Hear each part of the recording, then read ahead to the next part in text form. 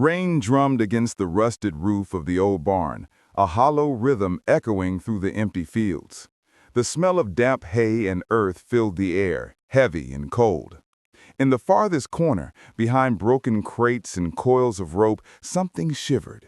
Two frightened amber eyes glowed faintly in the dark. The German shepherd hadn't moved in days.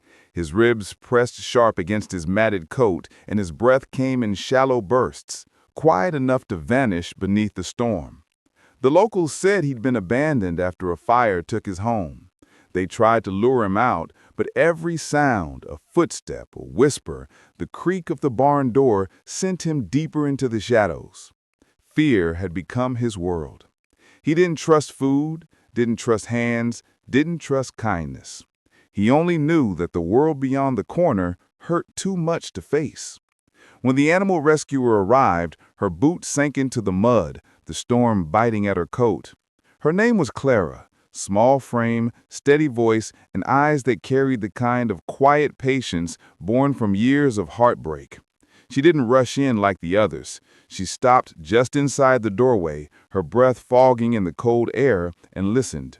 There was a silence beneath the rain, a silence that belonged to pain. Then she spoke, not loud, not commanding, just soft. "Hey there, buddy. It's okay. I'm not here to hurt you." The dog flinched at the sound, his ears pinned back, muscles trembling. But her tone, it wasn't sharp, wasn't pitying, it was warm, human, real. Clara didn't move closer. She sat down right there on the cold floor, water pooling around her knees. She talked, not to fill the space, but to leave traces of calm inside it. About the rain, about the smell of the hay, about the world beyond the barn. Her voice was steady, rhythmic, like the heartbeat he'd forgotten he could trust. For the first time in weeks, the dog's breathing slowed.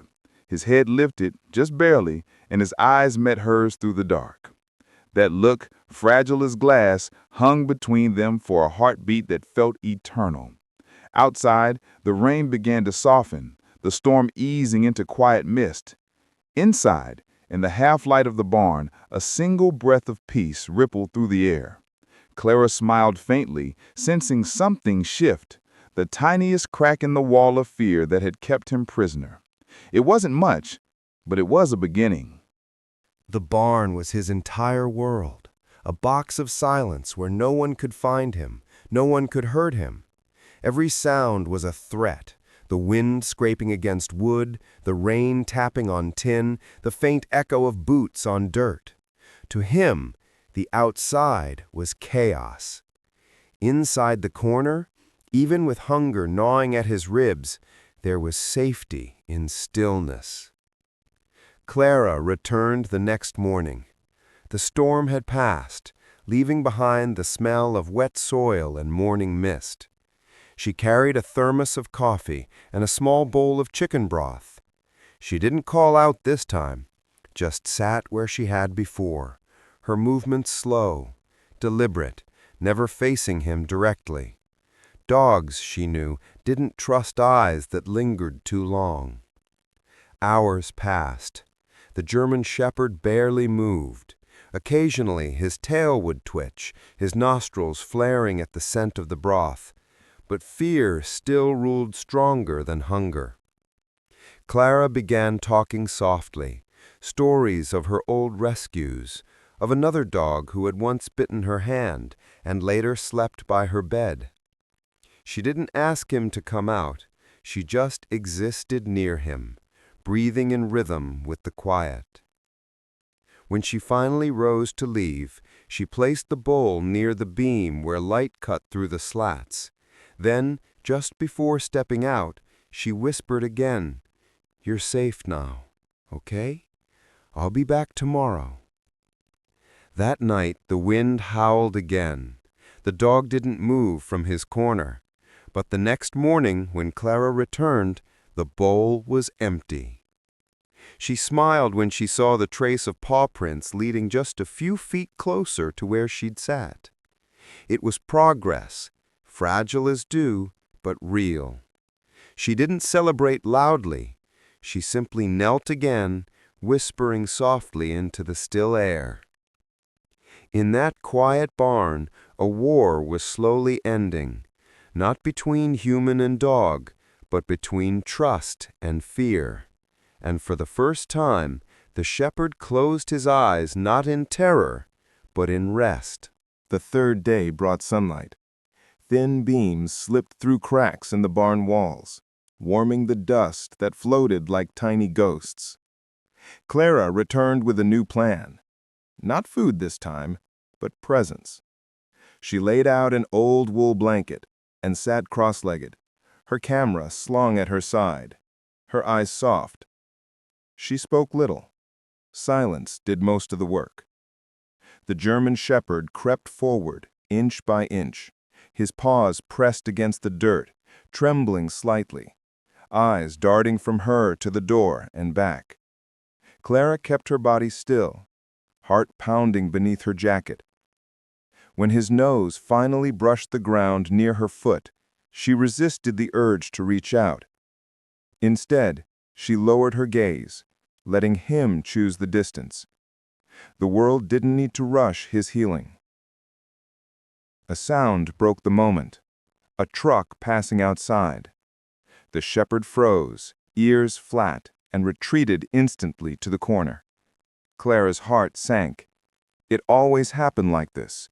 One sound, one memory, and progress vanished. She wanted to cry, but didn't. Healing, she reminded herself, isn't a straight line.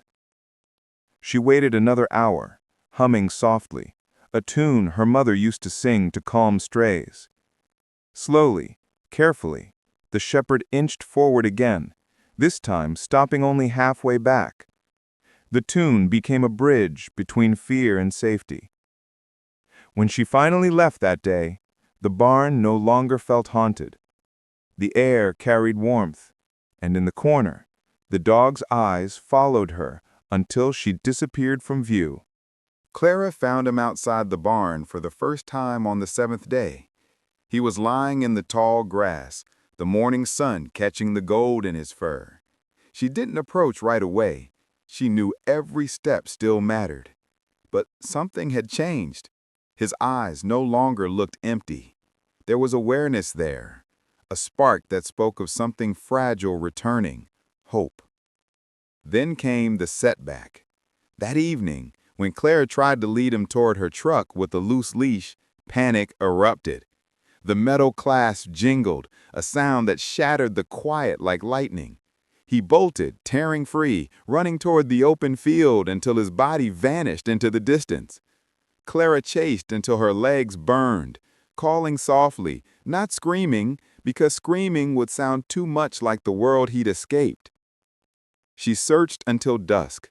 When the cold finally set in, she sat in the field, whispering to the darkness, "Please come back. Just one more chance." Hours later, as the moon rose, a faint rustle came from the tree line. The German shepherd emerged, slow and trembling, his fur wet with dew. He stopped a few feet away, panting, eyes wide but steady. Clara exhaled, tears mixing with the night air. She didn't move. She didn't speak. She simply opened her hand, palm up, patient as the stars. He took one step forward, then another, and then he was there, pressing his muzzle into her hand for the first time. The walls of fear cracked wide open. Recovery never follows a straight line. A week later, Rex, as she'd begun to call him, collapsed in the yard. His legs gave out, his breathing shallow. Panic seized Clara's chest as she carried him into her truck, whispering, "Stay with me. Please stay with me." The vet met her at the door. "Severe dehydration and infection," she said. "He's been holding it together too long." The hours blurred. Machines beeped. Fluids dripped. Rex lay still on the table, his chest rising and falling like fragile waves. Clara sat beside him, clutching the leash. "You made it this far," she whispered. "Don't stop now." At midnight, the vet sighed. If he makes it till morning, he has a chance. Clara didn't sleep. She hummed softly, the same tune from the barn. Somewhere between the hum and the heartbeat monitor, Rex stirred. His eyes fluttered open, glassy but alive.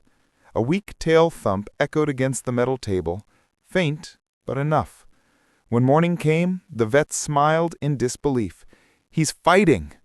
Clara had pressed her forehead to his paw, tears spilling freely. "Good boy! Good boy!" Outside, dawn broke golden over the horizon, painting the world in light. Months passed. The barn was gone now, replaced by open fields, laughter, and the sound of paws against the earth. Rex had changed, but so had Clara. He followed her everywhere, to the shelter, to the porch, to quiet walks beneath orange sunsets. The fear that once lived in his eyes had faded into something softer, wiser.